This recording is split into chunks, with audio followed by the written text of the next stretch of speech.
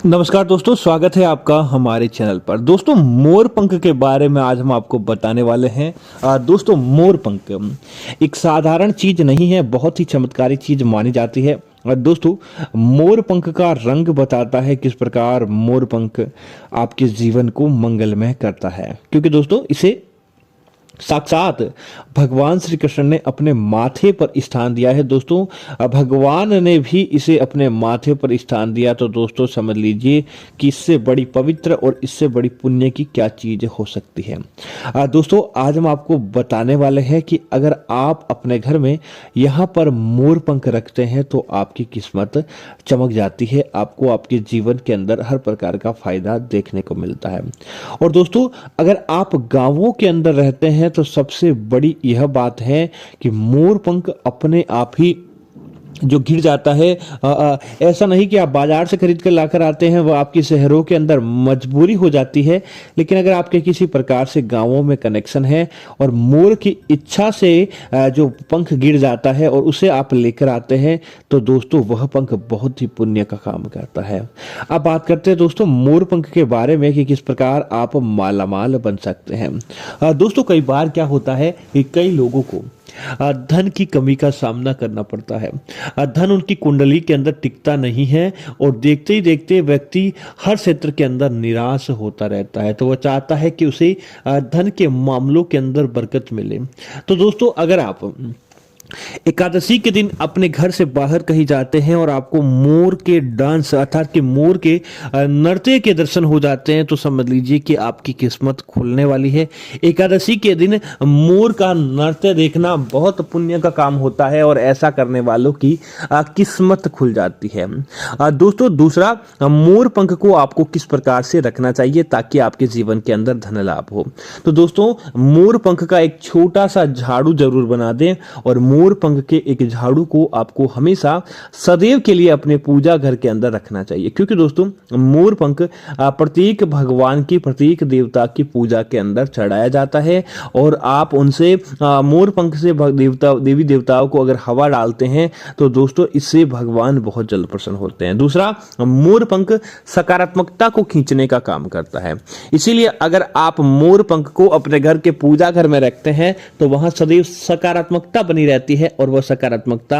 आपको आगे बढ़ाने का काम करती है। अब धन प्राप्ति के लिए जो हमने आपको उपाय बताया था, आप क्या करें कि आप मोर पंख 11 मोर पंख लेकर आ जाएं और मोर पंख की पीछे की डंडी को आपको तोड़ देना चाहिए, लेकिन फेंकना नहीं है, इस बात का ध्यान रखें। बस पीछे की डंडी को तोड़ दें और उसके बाद मोर पंख का जो आगे का भाग रहता है उसकी दोस्तों आपको बीच में हजारे का फूल डाल के बंदरवार बनानी चाहिए। और दोस्तों उस बंदरवार को आप अपने घर के मुख्य द्वार पर शुक्रवार के दिन या फिर दोस्तों आपको बुधवार या शुक्रवार, इन दो ही वार के दिन आपको अपने घर के मुख्य द्वार या आपका व्यापार स्थल है तो व्यापार स्थल के मुख्य जगह पर आपको बांध देना चाहिए। ऐसा करने से दोस्तों आपके घर की किस्मत खुल जाती है, आपके घर के अंदर देवी देवता आकर्षित होते हैं और बुरी शक्तियां मोर पंख को देखकर 1 किलोमीटर दूर से ही चली जाती है, वह आपके आस पास ही नहीं पटकती है। किसी की भी नजर आपके घर परिवार, आपके दुकान, व्यापार, मकान पर नहीं लगती है और दुकान पर ऐसा मोर पंख बंधा हुआ ग्राहकों को खींचता है और साथ ही साथ आपके दुकान के अंदर धन धान्य की वृद्धि देखने को मिलती है। अब दोस्तों, जो आपने मोर पंख की डंडियां पीछे जो बची थी, आपने उनको दोस्तों आपको क्या करना है, उन डंडियों को और आपको टुकड़ों के अंदर काट लेना चाहिए और टुकड़ों के अंदर काटने के तत्पश्चात आप क्या करें, उन मोर पंख को आप अपने घर की ऊपर छत पर जाएं और किसी बर्तन के अंदर लेकर कपूर के साथ उन मोर पंख की डंडियों को जला दें और उसका धुआं आपको अपने घर की छत पर ही आपको इधर उधर फेंक कर करना चाहिए। जिससे क्या होगा दोस्तों, यह धुआं आपके घर की तमाम नकारात्मकता को, वास्तु दोष को समाप्त करता है और आपको अच्छी चीज दिखाता है, इसीलिए यह काम भी आपको जरूर करना चाहिए।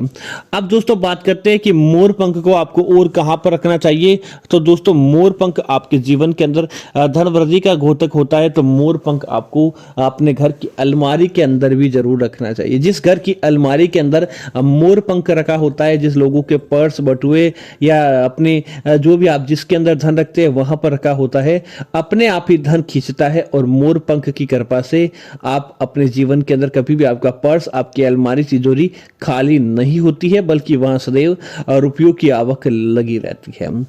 दोस्तों इसी तरह अगर आप पढ़ाई करते हैं, पढ़ाई के माध्यम से आपका मन नहीं लग रहा है, लाख प्रयत्न कर लिया लेकिन ना तो पढ़ाई के अंदर अच्छे नंबर आते हैं और ना ही पढ़ाई के माध्यम से अगर आपको नौकरी की प्राप्ति हो रही है, यार आप चाहते हैं कि नौकरी आपको बहुत जल्द से जल्द मिल जाए,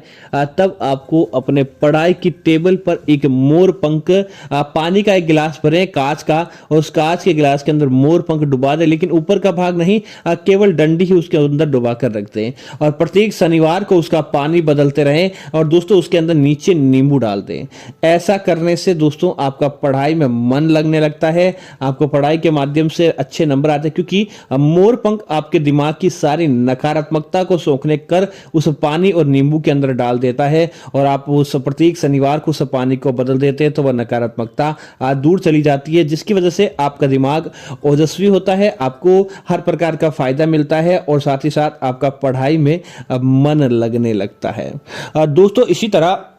मोर पंख, आपके घर के अंदर कोई व्यक्ति बीमार रहता है, लाख प्रयत्न कर लिया तो बीमार व्यक्ति ठीक नहीं हो पा रहा है, छोटा बच्चा है उसे बहुत ज्यादा नजर लगती है, तो दोस्तों काले धागे के अंदर मोर पंख और साथ ही साथ एक छोटी सी हल्दी की गांठ बांध ले। मोर पंख काले धागे के अंदर बांधने के बाद उस व्यक्ति की कलाई के अंदर या उस व्यक्ति के पैर के अंदर या उस व्यक्ति के गले के अंदर उस मोर पंख की आपको माला बनाकर पहना देना चाहिए। चाहे छोटा बच्चा है या बीमार व्यक्ति है, आप ऐसा काम करते हैं तो तुरंत प्रभाव से उस व्यक्ति की बीमारी ठीक हो जाती है और देखते ही देखते उस बीमार व्यक्ति के जीवन के अंदर अपने आप ही एक नई रोशनी, नई उमंग देखने को मिलती है और मोर पंख के माध्यम से वह सारे कार्य संपन्न होते हैं। इतना प्रभावशाली मोर पंख है जो असदाय बीमारी होती है जिसका कोई इलाज नहीं होता। अगर आप किसी व्यक्ति को माथे से 7 बार मोर पंख घुमा देते हैं, माथे से लेकर पैर तक 7 बार स्पर्श कराते हैं और मंत्र बोलते हैं, क्लिंग कृष्ण मम इच्छम समम समम, हे क्लिंग कृष्णम मम इच्छम शमम शमम, इस प्रकार का मंत्र बोले और उसके बाद उस मोर पंख को ले जाकर किसी बहते हुए जल या पानी का स्रोत है या पीपल के नीचे जाकर आप विसर्जित कर दें। दोस्तों चाहे कैसा भी बीमार व्यक्ति क्यों ना हो, उसकी बीमारी ठीक हो जाती है। उसके द्वारा गलती में कोई पाप किया होता है तो वह भी ठीक होने लगता है मोर पंख के माध्यम से। दोस्तों अगर आपके घर के अंदर सर्वाधिक नकारात्मकता है, पैसों की कमी है और साथ ही साथ आप अपने घर के अंदर सदैव समस्याओं का सामना करते हैं, तब आपको क्या करना चाहिए कि मोर पंख को आपको अपने जो आपका वॉल फैन रहता है, दीवार पर सीलिंग फैन कहा जाता है, उस सीलिंग फैन के ऊपर आपको मोर पंख बांध देना चाहिए। फिर दोस्तों उसके माध्यम से जो हवा आती है बंधे हुए पंखों के माध्यम से, तो दोस्तों वह हवा आपको बहुत ज्यादा सुखद परिणाम देती है। पंखों के माध्यम से वह हवा आपके घर के अंदर फैलती है और आपके घर की सारी नकारात्मक हवा को उड़ाकर बाहर लेकर जाती है और उसके माध्यम से जो व्यक्ति हवा लेता है मोर पंख की, समझ लीजिए उसका काम बन जाता है, उसके जीवन के अंदर किसी प्रकार की समस्या देखने को नहीं मिलती और मोर पंख के माध्यम से आपके जीवन के अंदर सकारात्मकता बनी रहती है। तो दोस्तों इतना ज्यादा प्रभाव है मोर पंख का। उम्मीद है जानकारी आपको अच्छी लगी होगी। ऐसी अन्य जानकारी देखने के लिए कृपया आप हमारे चैनल को सब्सक्राइब करना ना भूलें और साथ ही साथ वीडियो को लाइक और शेयर करते रहें ताकि ऐसी जानकारी आपको मिलती रहेगी। धन्यवाद मित्रों, जय श्री राम मित्रों।